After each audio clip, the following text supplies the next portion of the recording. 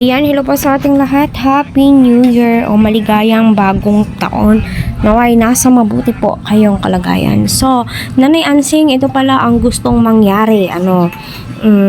Para saan? Para kanino?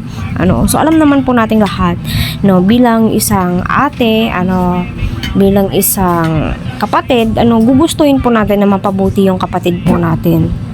Syempre, kung hindi dahil kay Kuya Frankie, hindi po mababago ang kalagayan ni Nanay Ansing. Ay, nanay. Ayan na naman tayo eh. Sige, oo, aminin po natin na kasama na po yan, kasama na po yan siya sa lahat, pati kay Nanay Ansing, Kuya Oliver, di po kung si Kuya Oliver ay tinutulungan, malamang din po masasali na din po si Nanay Ansing. Kasi kapatid po niya yan eh.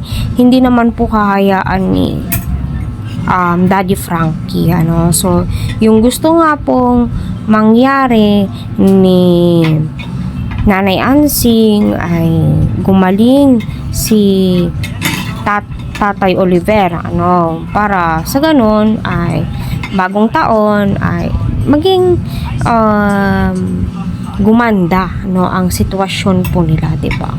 At ayun, dalangin po natin, na sana ay maging maayos ang kalagayan ni Kuya Oliver, diba?